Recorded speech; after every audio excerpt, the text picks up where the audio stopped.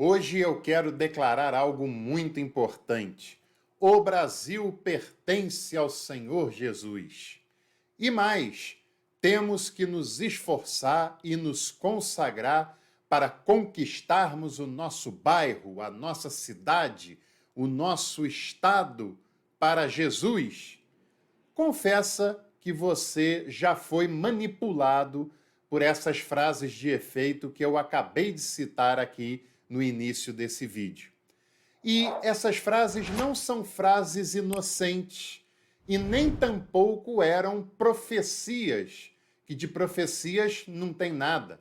Na verdade, essas frases escondem, e hoje em dia nem escondem tão mais assim, um plano que passa pela questão religiosa e política de domínio sobre a nação, de domínio sobre todas as coisas, em nome de uma teocracia evangélica. É sobre isso que eu quero falar no vídeo de hoje. Você sabe o que é a teologia do domínio? Se você não sabe, é importante você conhecer essa expressão.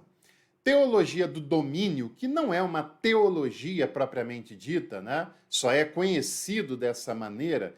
Teologia é algo sério, profundo, estruturado, organizado sistematicamente, mas essa expressão ela tem origem numa interpretação literalizada do texto de Gênesis capítulo 1, versículo 28, em que o texto, teoricamente, daria aos seres humanos a incumbência de dominar sobre os animais, de dominar sobre a terra. Essa não é só uma interpretação literalizada desse texto, como também é uma interpretação tendenciosa, porque esse texto em nenhum momento ele dá a entender que Deus concede aos seres humanos, nem no passado, nem no presente, autoridade para dominar todas as coisas como ele bem entende. O contexto indica claramente que é um chamado de Deus para que o ser humano, que é o único feito à imagem e semelhança de Deus, que significa que ele é um ser responsável, racional e relacional, que ele é mais cobrado do que os demais seres, que ele deve ocupar um espaço que apenas seres racionais têm condições de ocupar e exercer uma liderança que se expressa no cuidado para o bem comum, no cuidado com os animais, no cuidado com a natureza, no cuidado para a sua própria sobrevivência, porque esse ser humano depende da natureza e não o contrário. E esse cuidado passa pela responsabilidade e não pelo egocentrismo e nem pelo culto à sua própria vaidade, com a qual o ser humano deve exercer essa liderança de serviço para com o restante da criação. Sobre teologia do domínio, se entende que é o conjunto de ideologias político e religiosas que busca submeter todos os aspectos da vida social ao domínio dos religiosos que são considerados os escolhidos do Senhor, os homens e as mulheres levantados por Deus para governar essa nação e fazer a diferença em nosso tempo. São frases que você conhece certamente. É um retrocesso da separação entre igreja e Estado. E, pasmem, a separação entre igreja e Estado foi uma das conquistas da Reforma Protestante do século XVI. Porque durante o período medieval, a igreja não era apenas uma faceta da sociedade, mas ela era o centro da sociedade que dominava todas as coisas. E é a Reforma Protestante, a partir de Lutero e dos outros reformadores no século XVI, que propõe o Estado laico, que propõe a separação entre a igreja e o Estado. A igreja governa a si própria, sua liturgia, suas cerimônias e teologias, e o Estado governa politicamente o espaço em que ele está constituído. E a teologia do domínio, ela quer retroceder a essa separação e fazer um retorno a um domínio eclesiástico sobre todas as coisas, inclusive sobre a política. Também é uma teologia, uma expressão religiosa de concepção dualista. Você que tem pouco mais de 40 anos de idade ou que já tenha estudado esse tema, vai se lembrar que até os anos 90 e início dos anos 2000 aqui no Brasil, a tendência entre os evangélicos era considerar, por exemplo, a política como algo da qual os crentes não deveriam se intrometer. Havia uma frase, uma máxima naquela época que dizia: crente não deve mexer em política, porque política está corrompida e quem é de Deus, quem é de Jesus, não deve se misturar com essas coisas, deve ser deixado de lado. Que era um dualismo político, né? Política é uma coisa, nós fazemos parte de outra coisa. A partir dos anos 2000, e já na eleição de 2002, quando grande parte dos evangélicos foram incitados a votar no candidato Antony Garotinho, que era candidato à presidência da República naquela ocasião e foi considerado um símbolo dos evangélicos no país, começa uma inversão desse dualismo político que até então era uma repulsa à política. Continua sendo um dualismo a partir de então, que vai se enfatizar ainda mais a partir de 2018 no Brasil, com as eleições presidenciais de 2018, mas inverte-se um dualismo e passa a ser exercido um dualismo oportunista. Agora o discurso não é mais cristão não deve se meter com política, mas agora o chavão é irmão vota em irmão. Porque tem um princípio que rege esse tipo de pensamento. A política está dominada por ímpios, por pessoas más, e com isso o diabo exerce o controle sobre a política do país. Inclusive tem símbolos que são símbolos diabólicos, tem estruturas arquitetônicas em Brasília, que é a sede do poder, que aponta para um triângulo, que aponta para um símbolo satânico. Isto seria um símbolo de que os demônios governam o país. E a única maneira de superar esse domínio diabólico é irmão votando em irmão. Ou seja, colocar pessoas santas, pessoas consagradas, pessoas escolhidas por Deus nos espaços de poder, para que assim Jesus possa exercer o controle sobre essa nação. Só que Jesus é apenas uma fachada. Na verdade, é um plano político de controle eclesiástico. É a igreja, liderada por uma meia dúzia de lideranças que sobrepõem esse sistema, que querem exercer o domínio e o controle sobre todas as coisas. E as membresias das igrejas são usadas como instrumentos para facilitar ou para possibilitar esse caminho até o poder. As origens da teologia do domínio, elas não são muito antigas, mas remontam, em certo sentido, à ideia do destino manifesto feito por fundamentalistas e puritanos nos Estados Unidos, que era a ideia de que Deus estava levantando aquela nação para evangelizar todo o restante do mundo. E a gente sabe o que significou essa evangelização. Era a dominação política e econômica, principalmente em países ricos em petróleo, mas não apenas lá, mas principalmente. No Brasil, é um tipo de pensamento muito popular entre as igrejas pentecostais e neopentecostais. E esse tipo de disputa começa a ficar muito clara na década de 90, entre 1995 e 96, quando você se lembra, tem aquela guerra midiática entre a Rede Globo de televisão, que até hoje é a rede hegemônica das mídias convencionais e na época tinha uma força ainda maior, contra a Igreja Universal do Reino de Deus. Você que é da época se lembra das denúncias que a Rede Globo fez no seu principal telejornal, o Jornal Nacional, em relação a desvios de condutas, desvio de dinheiro que algumas lideranças da Igreja Universal estavam fazendo e como a Igreja Universal reagiu diante das denúncias da Rede Globo. Foi uma verdadeira guerra em que a Rede Globo, talvez sem ter essa intenção, acabou dando palco para a Igreja Universal do Reino de Deus, que até então nem era tão popular e não era tão conhecida aqui no Brasil. A partir desse momento, a Igreja Universal explode em popularidade e muita gente que nem sabia do que se tratava o assunto resolveu conhecer, resolveu ver do que se tratava e por que aquela instituição passou a ser tão atacada como se fosse uma vítima pela Rede Globo, o maior centro hegemônico da mídia no Brasil até então. Porque eles têm essa faceta.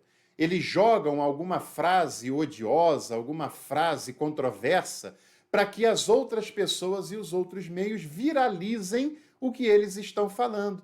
E assim, quem é combatente acaba dando voz a esses setores, acaba levando a mensagem desses setores da teologia do domínio para outras camadas da população que não estava nem aí para esse assunto.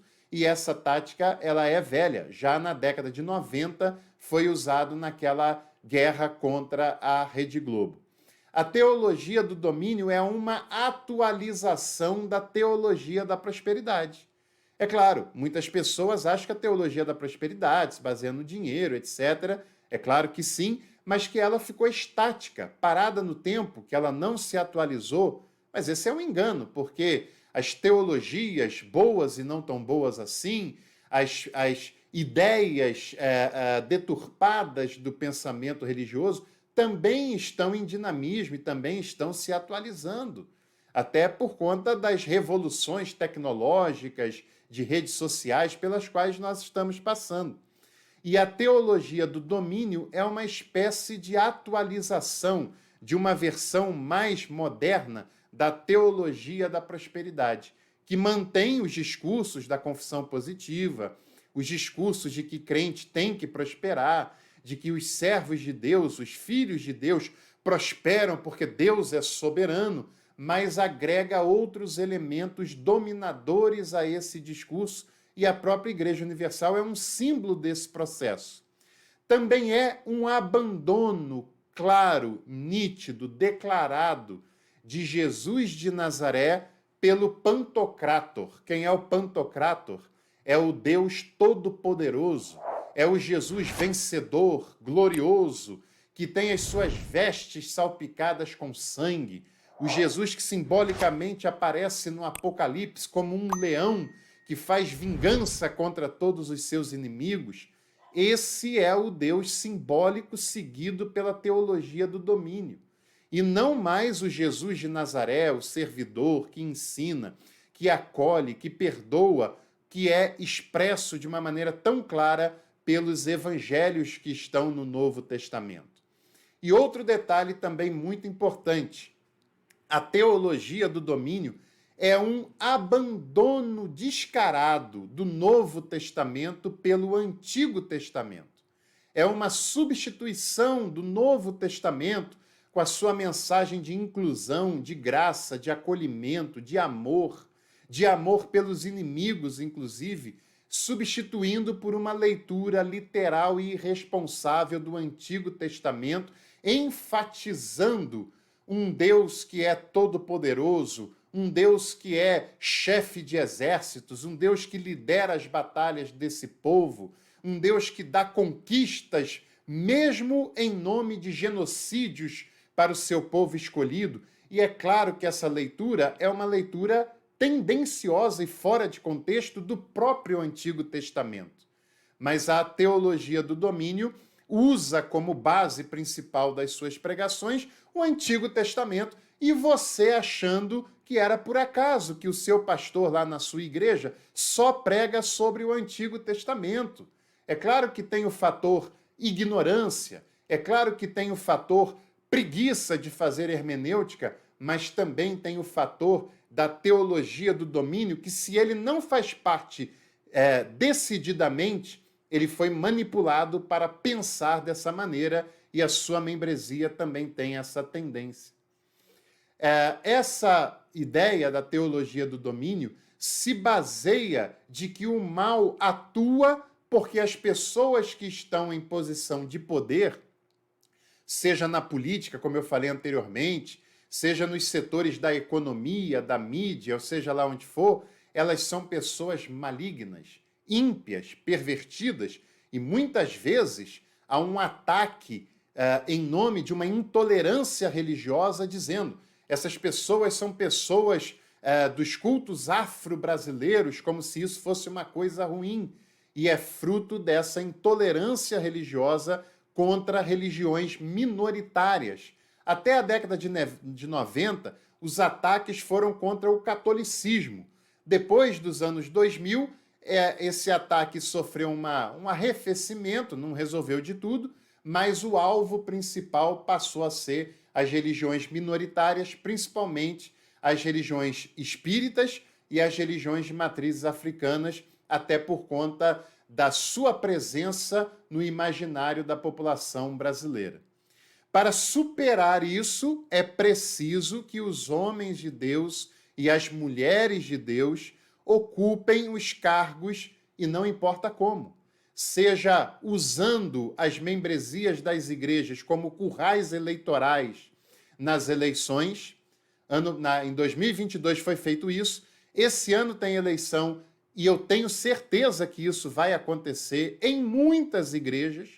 Não importa se para isso, se para alcançar esse objetivo, se para alcançar o poder, precisa ser feito um golpe de Estado para tomar o controle do poder político.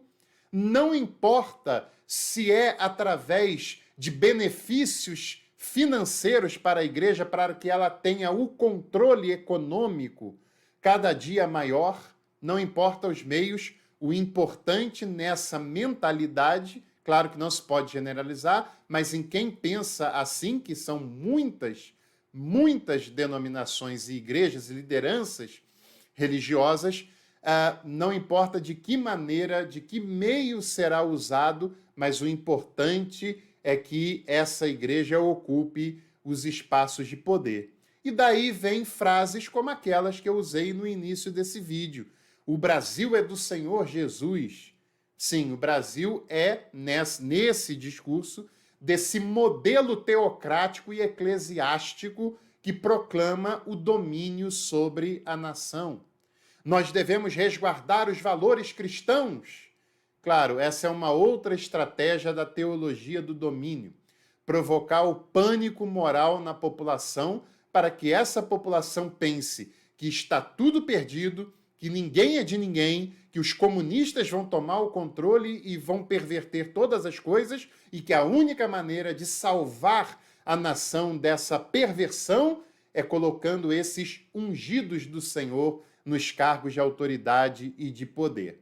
E aí também vem aquela frase que você já cansou de ouvir na sua igreja, confessa: não se pode tocar no ungido do Senhor.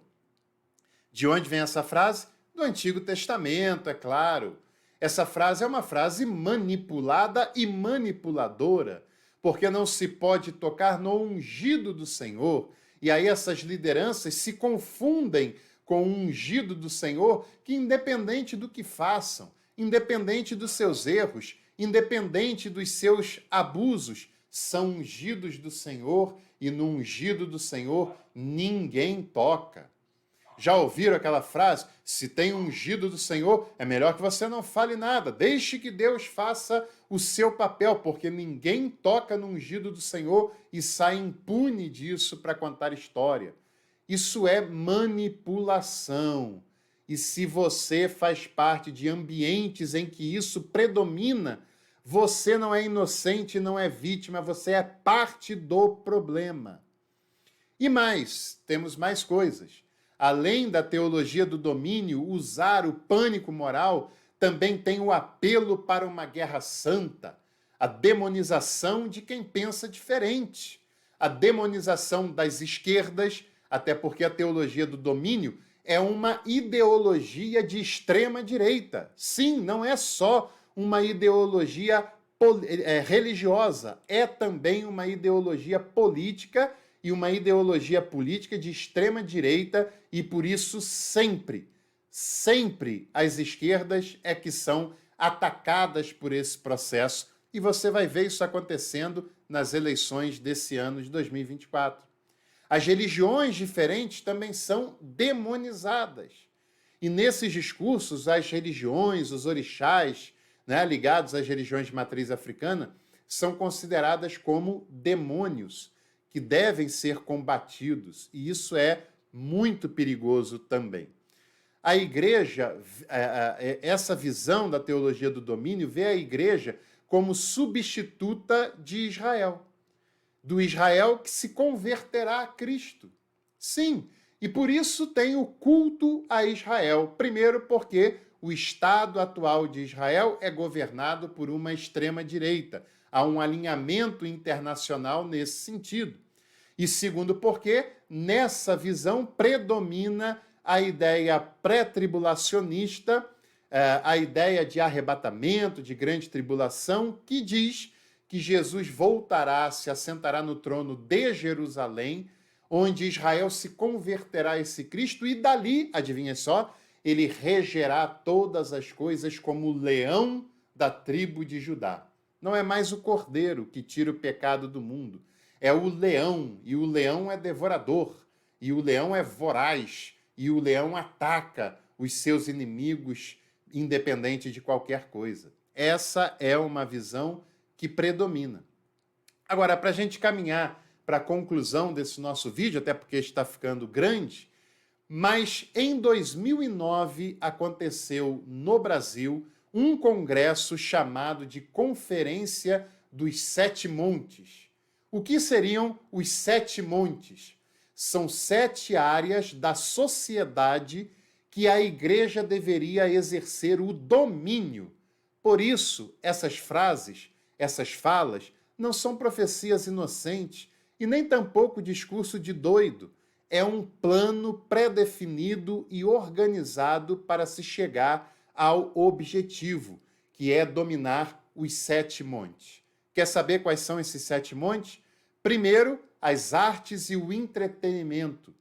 Nem preciso falar para você os shows, os reality shows que esses grupos eclesiásticos têm feito cada vez com maior frequência. O segundo monte é da mídia, da comunicação. Não preciso falar para você da ingerência e da penetração que muitas lideranças evangélicas têm, por exemplo, na Rede Globo, que é a principal liderança de audiência no Brasil, como em outras emissoras também do Brasil, que tentam se aproximar desse nicho e que acabam dando cada vez mais voz e peso para esses discursos. O terceiro monte é no governo. Será que é coincidência a aproximação das lideranças eclesiásticas a projetos políticos de poder no Brasil? E esses projetos sempre de direita que demonizam a esquerda? Talvez você esteja falando, mas o que a igreja deve fazer então? Se alinhar à esquerda? Não, é óbvio que não. O que a igreja deve fazer é ser igreja e não um braço político da extrema-direita. É ser democrática e respeitar o direito constitucional de que as pessoas tenham liberdade para votar em quem elas querem, seja de direita ou seja de esquerda. O quarto monte é dos negócios, da economia, dos business. Você já viu coaches evangélicos ensinando a ficar rico, ou não viu? O quinto monte é da educação, da ciência. Escola sem partido não é por acaso. Escola sem partido não é uma defesa das crianças, não. É para demonizar um tipo de leitura política e colocar no lugar dela uma outra leitura. No campo das ciências, o criacionismo dá conta de dar uma versão intelectualizada e científica para um conteúdo que é religioso e conservador. O sexto monte é da família. E quantos discursos de pânico moral em favor das crianças e da família tradicional, dos bons costumes, você não ouve falar recentemente? E o sétimo e último monte da religião, ou seja, se tornar a religião predominante, a religião majoritária, em detrimento das outras religiões. Que coisa, né? Isso tudo faz parte da chamada teologia do domínio, que eu tenho certeza que se você não ouviu falar do termo, você já ouviu essas frases e essas propostas se manifestando de várias maneiras em muitos ambientes que você talvez conheça bem. Agora, também queria dizer para você o seguinte: já houve um tempo da história da humanidade, da história do mundo ocidental, em que a estrutura religiosa exerceu o domínio sobre esses 7 montes, que ela já controlou as artes e o entretenimento, já controlou os meios de comunicação que se tinha na época, já controlou o governo político, a economia, já foi hegemônica e já teve o monopólio da religião, já pautou o que as famílias deveriam ser ou não poderiam ser e também já controlou os sistemas educacionais. Sim, já teve um momento em que a estrutura religiosa exerceu o domínio sobre todas essas áreas. E esse período ficou conhecido como a Era das Trevas. Então, se você não quer que a Era das Trevas seja refeita, abra o seu olho antes que seja tarde demais e antes que a República de Gileade seja proclamada no país em que nós vivemos. Se você não sabe o que é isso, vai assistir o Conto da Aia que você vai descobrir. Um abraço, deixe seu like e até o próximo conteúdo do Café com Teologia.